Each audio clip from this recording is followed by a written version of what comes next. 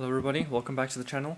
Today we're going to be talking about In Time, a 2011 action slash thriller set in a sci-fi future where time is the currency of the entire world. So yes, the clock is always ticking, but you buy food with time, you buy bus tickets with time, you earn time.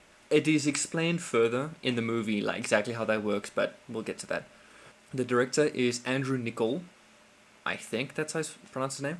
He did The Truman Show, which, hell yeah, Truman Show, fucking great movie. Great concept as well. He also did Anon. Anon is another futuristic movie with like another weird premise. Think of these movies like Black Mirror, where there is a twist to our universe. Like, let's say in Black Mirror, you can buy a clone of someone, and then the clone is like an android, but it's exactly the same as the clone, you know? Anyway, so these Black Mirror worlds, like In Time and Anon, Truman Show, it is slight variations, and it is really cool. I like these movies a lot. I'm saying a Black Mirror example, but yeah.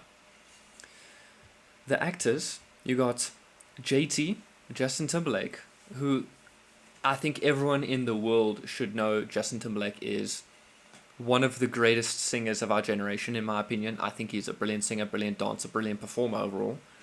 And then he took a break for a few years from singing to do acting, and his acting is actually pretty good.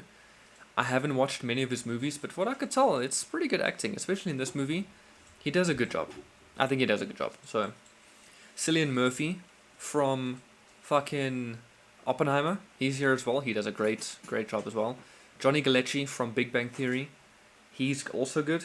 He's good when he's here. He's not in most of the movie. He's like one of the friends, but then he immediately leaves the area, so you never really see him again. So that's great.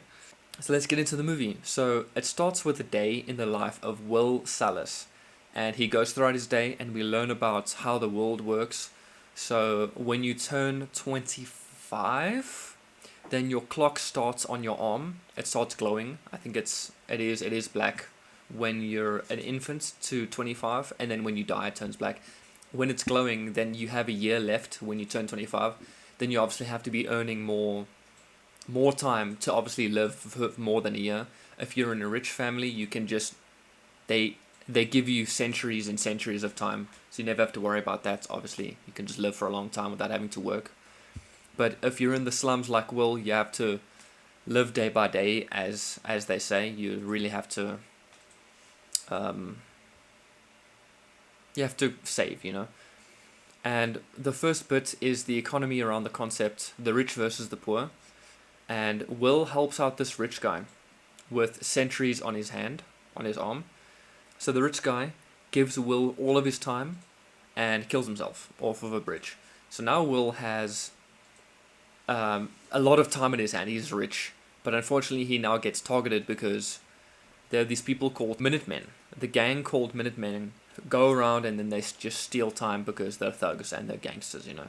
So Will helps out friends and family. He tries to help out people, but he loses his mom pretty much instantly because he's a noob and can't run fast enough. I'm joking, that's like paraphrasing, but you know.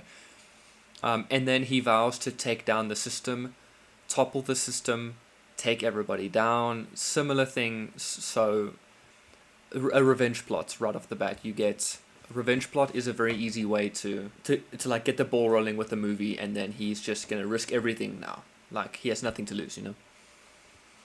So he uses his health to go to New Greenwich, which is where all the very, very wealthy people are, and it's actually like a nice little detail. Usually when you're in the slums, every second counts, and he's running around, but in New Greenwich, people are taking their time, they're tipping the waitresses, they're doing this and that, and it's just an interesting shift. And he has a lot of money, but he doesn't want to spend it. Like he's very hesitant to buy cars, to rent out like rooms. You can tell he doesn't know how to spend a lot of money because he's never had that much money. Just small details like this is very cool. So in this rich area, people are so rich that they're considered immortal because they just have an absurd amount of years, like centuries and centuries on their arms, you know. and he meets this girl and steals her dad's money, skinny dips with her, and kidnaps her. So she falls in love with her. That's that's a horrible way of explaining it, but that's basically what happens, you know. But I just generally don't understand the love story here, um, because he he does all these horrible things, and he basically tells her that he knows how to be free and he can show her how to be free, and she ignores all the terroristy things that he's busy doing throughout the movie and just falls in love with him straight up. So I guess she's into bad boys. I don't know. Anyway, so they become vigilantes and they steal time and they give them to people. And in the end of the movie, they upset the economy by giving billions of years to the slums. And then the final scene is them just going to rob the next bank and then just sharing the wealth with the world, which I don't know how economy works, but the government said it was bad and the cops said it was bad. So yeah, I guess it's a bad thing in the end. But there are criminals in the end. There are vigilantes trying to take the system down.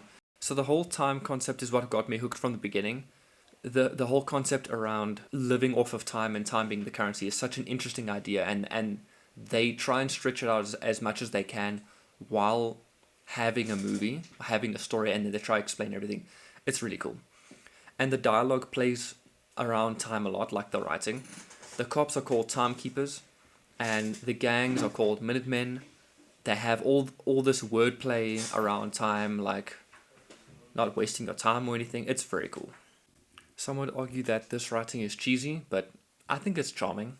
I do. I think it's charming. It's not too cheesy. It's not too lame. I think it is on the line. Maybe over time it will grow old, but I like it. That's pretty cool. And it gives the movie a unique identity because everything is around time. You know, not just the concept, but everything. You know, it's pretty cool. Can I just compliment Justin Timberlake here? He's an amazing singer and a decent actor. Again, I haven't seen many movies, but he's pretty cool. So, Cillian Murphy is a good cop who just won't let anybody stand in his way. Johnny Galecki didn't have much of a role, but he was also fun. And then the chick, I can't remember who she is, what her name is, but she's fine as well. So overall, I'd give this movie an 8 out of 10. I think it's pretty nice. Acting is good. Story is good. Writing is cheesy here and there, but otherwise I like it. I think it's charming. The love story, I must say, I don't like it. I don't think it is a valid reason for her to go after him because he does do horrible things. But you could argue that he did show her how to be freer, and not just live under the conformity of a father. Daddy issues. They didn't dive too much into that, but the rest, I guess, was fine. I don't know. But the premise of time being the currency is the main highlight, and such a cool concept for me that you can't really pass on this movie if you like these kind of sci-fi ideas. So, yeah. And that's it. So, thank you very much for watching. I hope you enjoyed this review, and I'll see you next time. Bye.